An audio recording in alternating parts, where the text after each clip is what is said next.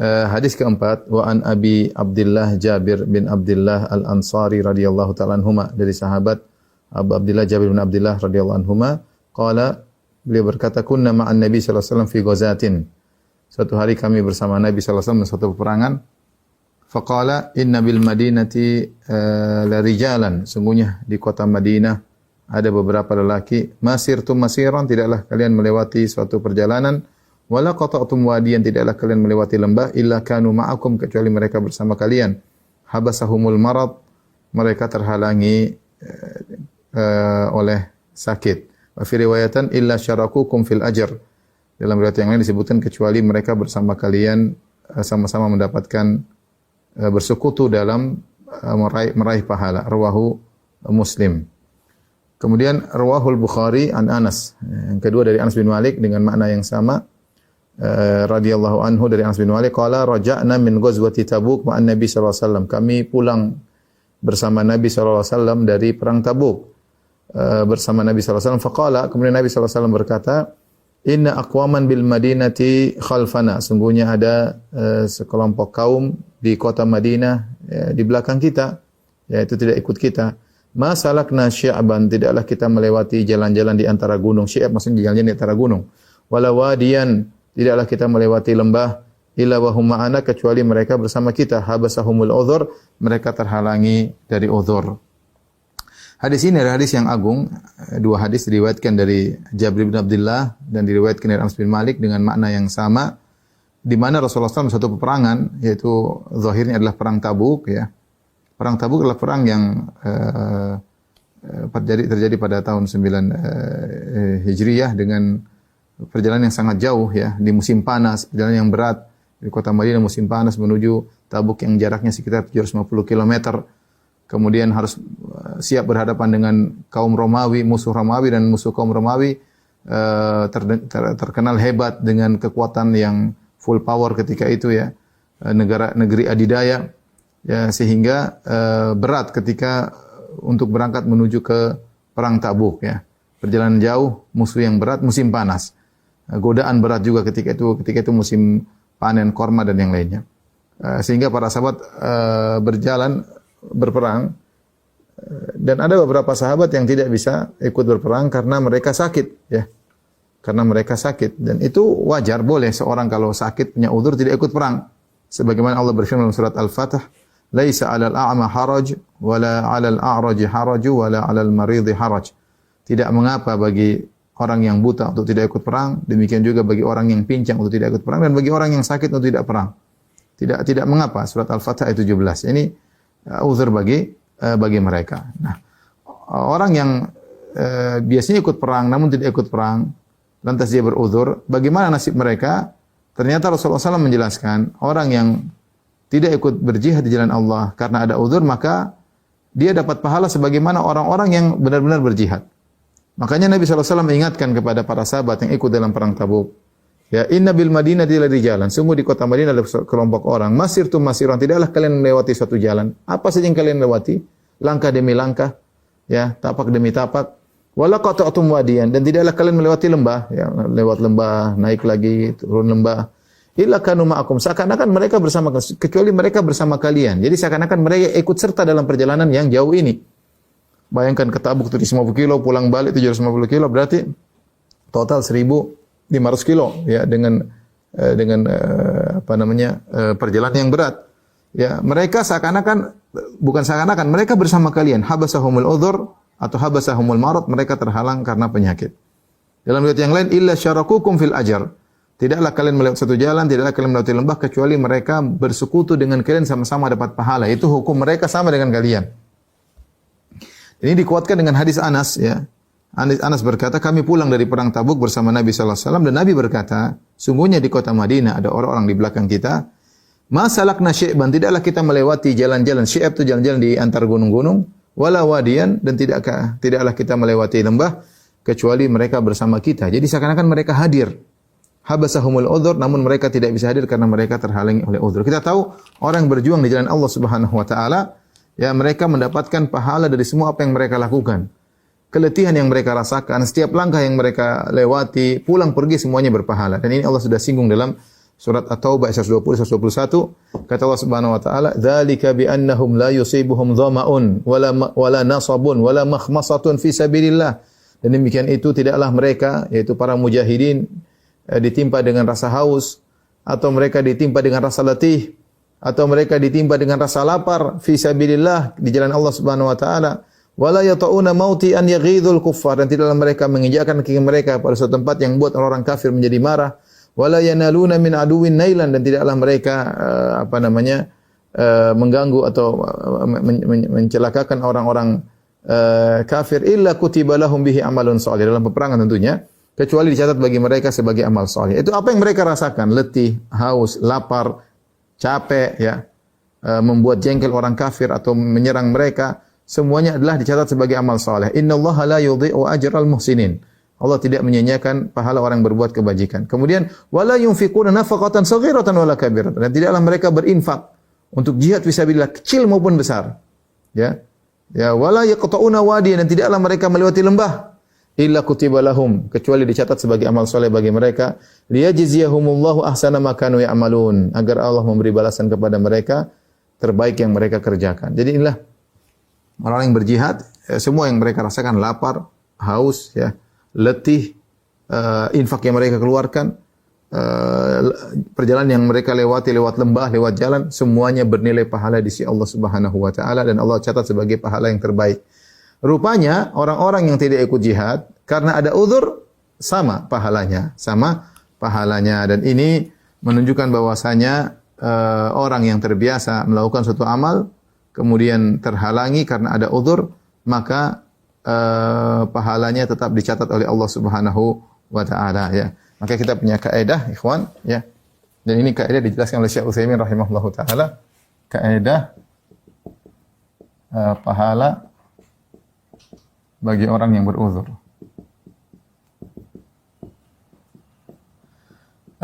Syekh Utsaimin menyimpulkan bahwasanya orang yang beruzur ada dua model orang yang beruzur. Dua model. Pertama, dia yang beruzur namun berniat untuk beramal.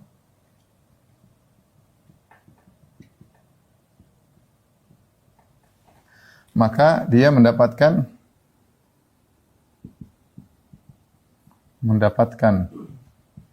pahala amal. Yang kedua, hanya mendapatkan pahala niat. Ini pahala niat, ya. Bukan pahala amal.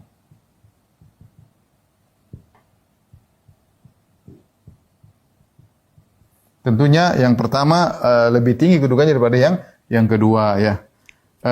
Dia mendapatkan pahala amal dengan syarat jika amal tersebut, amal yang tidak bisa dia kerjakan tersebut, dia tidak bisa kerjakan.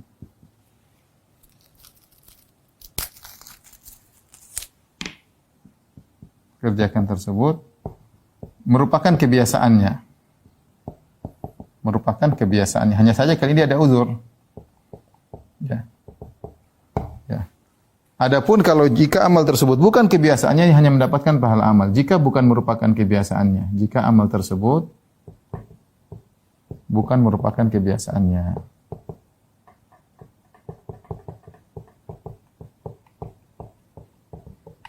Apa dalilnya? Dalilnya, ya, hadis yang sedang kita bahas, ya. Demikian juga sabda Nabi sallallahu alaihi wasallam, idza maridal abdu au safar kutiba lahu ma kana ya'malu muqiman sahihan. Kata Nabi sallallahu alaihi wasallam, jika seorang hamba sakit atau dia bersafar, tetap dicatat bagi dia amal yang biasa dia kerjakan ketika sedang mukim, ketika sedang tidak safar, dan ketika sedang sakit, ya. Jadi seorang yang biasanya kalau dia lagi tidak safar, dia biasanya sholat malam, biasanya sholat rawatib. Ketika dia safar dia tidak salat malam. Ketika dia safar dia tidak salat rawatib. Maka tetap dicatat pahala dia seakan-akan dia salat rawatib dan salat malam. Kenapa? Karena itu kebiasaan dia ketika dia mukim. Demikian seorang ketika sehat, biasanya dia berinfak, biasanya dia menyambung silaturahmi, biasanya dia mengunjungi kawan-kawan, biasanya dia membantu orang yang anak yatim. Ketika dia sakit dia enggak bisa. Tetap dicatat kebiasaan dia. Ya, meskipun dia tidak bisa. Kenapa? Karena ada uzur yang menghalanginya. Ya, karena ada uzur yang menghalanginya. Ini dalil yang sangat tegas. Demikian juga hadis yang sedang kita bahas tadi. Dalil yang lain adalah hadis yang sedang kita bahas. Hadis Jabir tadi dan Anas radhiyallahu taala anhu. Rasulullah inna bil Madinati la di jalan, sungguhnya di kota Madinah ada orang-orang yang tidaklah kalian melewati suatu jalan, tidak melewati suatu lembah, tidak melewati jalan di tengah-tengah gunung kecuali mereka illa syarakukum fil ajr. Mereka sama seperti kalian dapat pahala, seakan-akan mereka hadir. Kenapa? Karena itu kebiasaan mereka. Kemudian juga firman Allah Subhanahu wa taala, la yastawil qa'idun, kata Allah Subhanahu wa taala, la yastawil qa'iduna ghairu ulil dharar.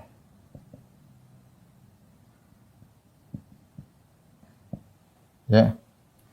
Ghairu dharar minal mu'minin.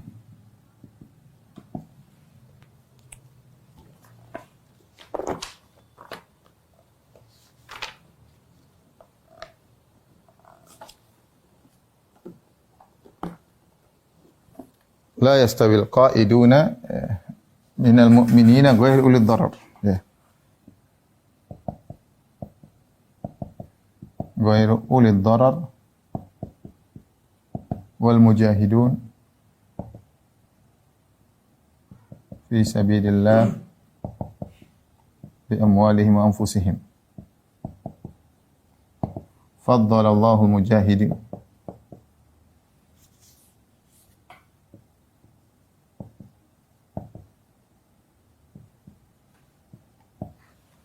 Ya.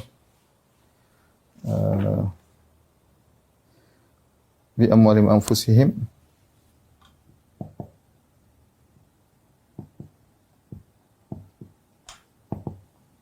alal qa'idina darajah. Dalam surat An-Nisa kata Allah Subhanahu wa taala, ya. La yastawil qa'idun, tidaklah sama orang-orang yang duduk tidak ikut perang, minal mu'min dari kalangan kaum mukminin, ghairu ulil dharar yang tidak punya uzur syar'i. Di sini Allah mengatakan ghairu ulil dharar yang tidak punya uzur syar'i, wal mujahiduna fi sabilillah bi amwalihim wa anfusihim. Tidak sama antara orang yang tidak ikut perang dengan orang-orang yang ikut perang yang di jalan Allah dengan harta dan jiwa mereka. Faddalallahu al-mujahidin, Allah mendahulukan atau memuliakan orang berjihad dengan harta dan jiwa mereka al-qa'ini darajah, di atas orang-orang yang tidak ikut perang satu derajat. Di sini Allah mengatakan kata Al-Hafidz Ibnu Hajar Al-Fathul Bari, yaitu saya catat tadi jilid 6 halaman 47, Ibnu Hajar mengatakan bahwasanya Allah membedakan antara orang yang tidak ikut perang dengan orang yang berperang. Tetapi orang yang tidak ikut berperang tersebut Allah mengatakan ghairu ulil dharar yang tidak punya uzur syar'i. Seakan-akan kata Ibnu Hajar rahimahullah, orang yang tidak ikut perang dan dia punya uzur syar'i, hukumnya sama dengan orang yang berjihad. Saya ulangi. Di sini dikecualikan yang tidak punya uzur syar'i. Kalau orang yang tidak ikut perang tidak punya uzur syar'i, tidak sama dengan orang yang berperang. Tapi kalau dia punya uzur syar'i, maka hukumnya sama seperti orang berperang, pahalanya disamakan oleh Allah Subhanahu wa taala. Namun ini semuanya dengan syarat merupakan kebiasaannya. Ya. Namun jika tidak merupakan kebiasaannya, seperti seorang saya ingin punya ini, saya ingin punya anak, kalau saya punya uang saya ingin bersedekah, kalau saya ingin berhaji, saya ingin umrah, tapi tidak merupakan kebiasaannya. Dia hanya berniat baik, maka orang seperti ini dapat pahala, namun pahalanya bukan pahala amal tapi pahala niat. Dalilnya adalah hadis yang masyhur, ya, hadis dalam Arba'in Nawawi yang di mana para sahabat mengatakan, orang miskin mengatakan zahaba ahlud dusuri bil ujuri. Ya. Yang para orang-orang miskin dari kalangan sahabat mengatakan, ya Rasulullah, orang-orang kaya membawa pahala yang banyak.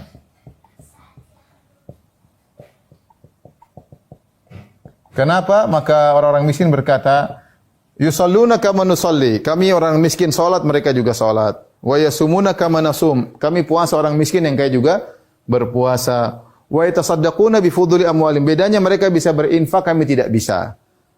Maka Rasulullah SAW mengatakan, kalau begitu, afala adullukum, ya, maukah tunjukkan kepada kalian yang perkara yang kalian bisa bersedekah dengannya. Maka Rasulullah mengatakan, inna likulli tasbihan sadaqah. Bertasbih sedekah, bertahlil sedekah, bertakbir sedekah. Habis salat kamu berzikir 33 kali, tasbih, tahlil, tahmid 33 kali, itu juga sedekah. Ya. Maka akhirnya orang miskin dari kalangan muhajirin, orang miskin mereka kemudian mengamal, mereka berzikir. Berzikir. Ternyata orang-orang kaya dari kalangan para sahabat mendengar bahwasanya Rasulullah SAW mengatakan bersedekah bukan cuma dengan harta, ternyata dengan zikir juga bisa bersedekah. Akhirnya orang-orang kaya juga banyak berzikir.